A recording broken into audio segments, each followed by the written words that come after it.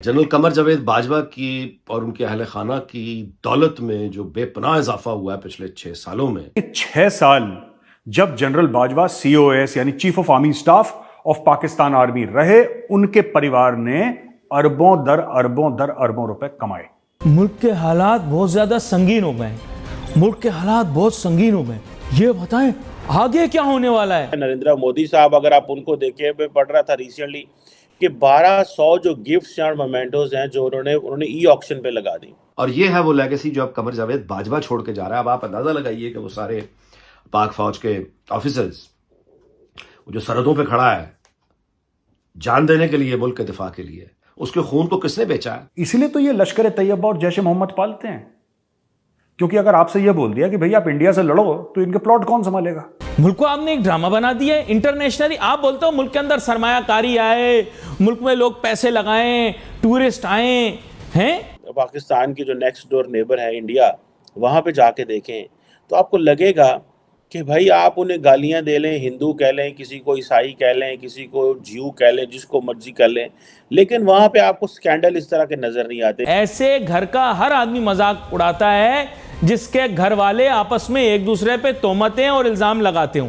ये एक मुहावरा है पाकिस्तानियों में कि only dollar is good, everything else is bad. Pakistani है तमाशबीन टाइप लोग, तो दुनिया कम तमाशबीन नहीं है भाई। ये जो रिलीजियस रेडिकलाइजेशन है, इसने मुसलमानों को या पाकिस्तानियों को बैकफुट पे डाल दिया। यार मेरी क्लिपें नहीं चलाया करो, हमारे घर की बात है। आप लोगों के लिए क्लिप नहीं बन रही।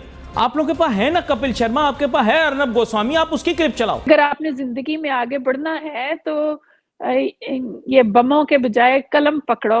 अफगानिस्तान की फौज ने पाकिस्तान की बाढ़ को उखाड़ के परे मारा है और भारी हथियारों से वहाँ आबादी पर निशाना बनाया जा रहा है। बहुत नुकसान हो रहा है वहाँ।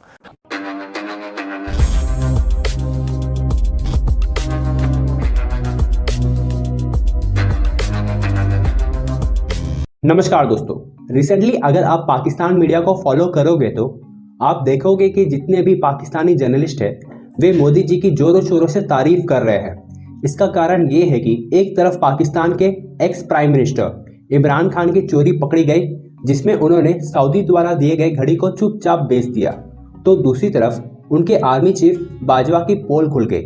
वहीं अगर आप हमारे प्राइम मिनिस्टर को देखोगे तो उन्होंने अभी एक प्राइज रिसीव किया था साउथ कोरिया में, जो लगभग 1,30,00,000 रुपए की थी।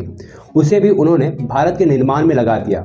मोदी जी की इस ईमानदारी को देख आज हमारा दुश्मन भी उनकी तारीफ करने से खुद को रोक नहीं पा रहा है। वैसे तो हमारे मोदी जी या हमारे प्यारे भारत की कोई भी तुलना नहीं है इनके साथ, लेकिन आए दिन पाकिस्तान मीडिया मोदी जी और हमारे भारत की मिसाल देता नहीं थकता है। इसी पर चलिए दोस्तों पाकिस्तान मीडिया का रिएक्शन देखते हैं। वीडियो को लाइक और हमारे चैनल को सब्सक्राइब करना ना भूलें।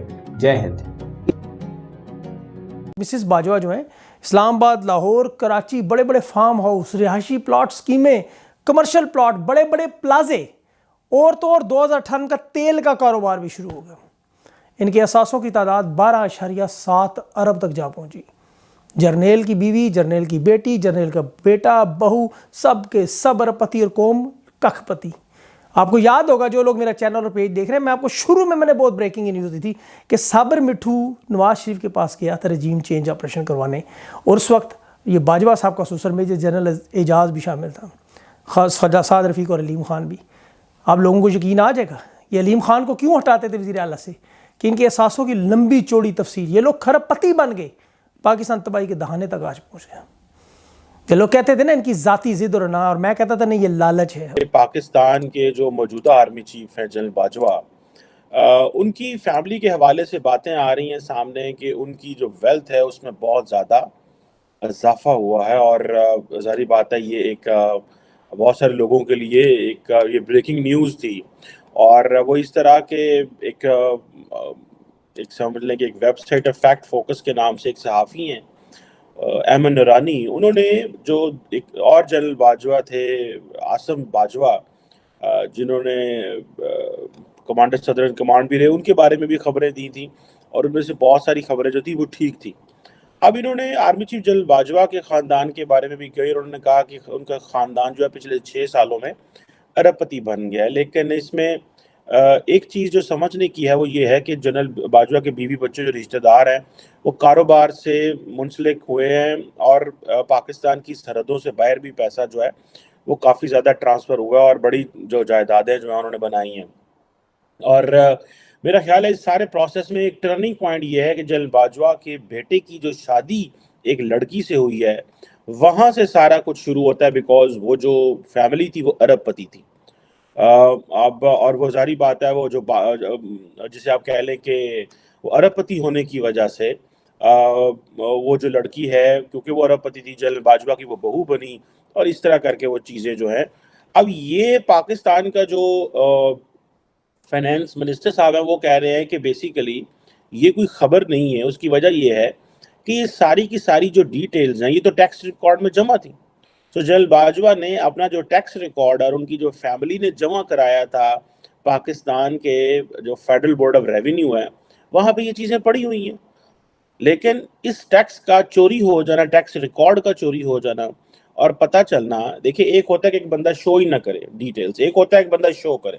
اب جنرل باجوہ نے وہ چیزیں شو کی ہوئی ہیں، ان کے ٹیکس ریکارڈ میں موجود ہیں، اور ٹیکس ریکارڈ کا جو لیک ہو جانا ہے، ظاہری بات ہے اس سے ظاہر ہوتا ہے کہ یہ ساری چیزیں وہاں پہ پڑی ہوئی تھی. اب وزیر خزانہ نے اب کوئی کمیٹی بنا دی ہے یہ چیک کرنے کے لیے کہ اور 24 گھنٹوں میں یہ ڈیسائیڈ کرے گی. ادھر آپ دیکھیں دوسری طرف بھارت جو ہے وہاں پہ ان کے جو پرائم منسٹر ہیں نریندر مودی صاحب، اگر آپ ان کو دیکھیں، میں پڑھ رہا تھا ریسنٹلی کہ 1200 جو گفٹس اور مومنٹوز ہیں جو انہوں نے ای آکشن پہ لگا دی. ادھر پاکستان کے جو سابق وزیر اعظم ہیں عمران خان صاحب، جیسے ہی ان کو یہ پتا چلا کہ مجھے سعودی عرب سے اور باقی جگہوں سے جو ہے وہ گفٹس ملے ہیں، انہوں نے جا کے وہ انٹرنیشنل مارکیٹ میں بیچ دیے. اور جس طرح وہ مارکیٹ میں بیچے، وہ پتہ چلتا ہے کہ جناب یہ بھی ایک کہانی جو ہے وہ عجیب قسم کی کہانی ہے. پاکستان کی جو نیکسٹ ڈور نیبر ہے انڈیا، وہاں پہ جا کے دیکھیں تو آپ کو لگے گا کہ بھائی آپ انہیں گالیاں دے لیں، ہندو کہہ لیں، کسی کو عیسائی کہہ لیں، کسی کو جیو کہہ لیں، جس کو مرضی کر لیں، لیکن وہاں پہ آپ کو سکینڈل اس طرح کے نظر نہیں آتے. عمران خان کا سکینڈل سامنے آ گیا، ساری اپوزیشن جماعتوں کو آگے لگایا ہوا ہے، تم چور ہو، تم ڈاکو ہو، تم کرپٹ ہو، تم فلاں ہو. اور خود جب پتہ چلا تو وہ جو اپنی گھڑیاں ملی، ان گھڑیوں کو جس انداز سے بیچا، وہ جو گفٹ بیچنا تھا وہ اللیگل نہیں تھا، وہ لیگل ہے. گفٹ بیچ سکتے ہیں، پرائم منسٹر جو وہ گفٹ بیچ سکتا ہے، لیکن وہ جس سٹائل سے بیچا اور اس کی کم قیمت کر کے لگا کے بیچی تاکہ خود کو فائدہ اٹھا لیں. خود اس کی جو پرائس ہے وہ 1.1 ارب 70 کروڑ کی وہ گھڑی اور وہ سارا کچھ تھا، کف لنکس اور پین اینڈ آل دیٹ اور رنگ وغیرہ. لیکن انہوں نے کیا کیا کہ انہوں نے وہ 10 کروڑ میں 10 کروڑ اس کا جو ہے وہ ریٹ لگوایا، 2 کروڑ جمع کروائے، لیکن ٹیکنیکلی انہوں نے وہ 30 کروڑ کی بیچی مارکیٹ میں. تو یہ وہ چیزیں ہوتی ہیں جس سے پھر آپ کو پتہ چلتا ہے کہ اخلاقیات جو ہے وہ کدھر ہے. آپ دیکھیں کہ جو انڈین وزیر اعظم مودی ہیں، انہوں نے میرا خیال ہے ایک جو ہے وہ ان کی جو منسٹری آف کلچر اینڈ اس نے جو ہے اس نے 16 دن کا ایک ای آکشن ارینج کی جو گفٹس ملے تھے نریندر مودی کو. اور یہ کوئی ایک نہیں ہے ای آکشن کا سیشن ہوا، یہ بہت سیشن ہو سکے ہیں. اور یہ نیشنل گیلری آف جو ماڈرن آرٹ ہے دلی میں، وہاں پہ یہ چیزیں رکھی جائیں گی. اور جہاں سے یہ پیسہ جو ہے وہ اکٹھا ہوگا، وہ کوئی نامی گنگی پروگرام ہے جس میں میرا خیال ہے کوئی وہ پیسہ جو ہے وہ جمع کرائیں گے، اور وہ گنگا کو جو کنزرو کرنے کا اور اس کی جو نیشن کا جو پروجیکٹ ہے اس کے حوالے سے. اس سے پہلے نریندر مودی جو ہے 2019 میں بھی آکشن کرا چکے ہیں جب 1805 گفٹ ان کو ملے تھے، اور انہوں نے بیڈنگ کے لیے جنرل پبلک میں ڈال دی. یہ پھر ایک دفعہ ان کو 2772 گفٹ ملے جو کہ انہوں نے آکشن پہ ڈال دی، اور پھر ان کو 2021 میں 1342 گفٹ ملے جو انہوں نے اس میں ڈال دیے، اور ابھی پھر کو 1200 گفٹ جو ریسنٹلی انہوں نے ڈالے اور اس کی ای آکشن کرا دی. اب آپ یہ امیجن کر لیں کہ نیشنل گیلری آف جو ماڈرن آرٹ ہے کس طرح ٹرانسپیرنسی اینڈ اکاؤنٹیبلٹی وہ رکھتے ہیں، کس طرح وہ لوگوں کے سامنے چیزیں لے کے آتے ہیں. So democracy does not mean that اب ہمارا جو پاکستان میں امیج ہے فار انڈیا دیٹ از کہ بھائی وہ ہندو ہیں، ٹھیک ہے، ہم سارے کا سارا وہ لینز اس سے دیکھ رہے ہیں، اور انڈیا بہت سارے جو پاکستان کو مسلمان لینز سے دیکھ رہے ہیں. لیکن جو کوشچن دیکھنا ہی ہوتا ہے، یہ جو دیکھنا چاہیے وہ یہ ہے کہ انسان پرسنل کنڈکٹ میں کیسا ہے. How is a person in a personal conduct, اس کا وہ کیا وہ میرٹ پہ یقین رکھتا ہے کہ نہیں رکھتا، وہ کس چیز پہ یقین رکھتا ہے. اگر اس کا وہ اپنی اپنی وہ اس کی جو اخلاقیات وے ڈو دی وہ کہاں پہ کھڑی ہوئی ہیں. تو یہ چیزیں جو ہیں تو آبویسلی اس سے نقصان ہو رہا ہے پاکستان کو.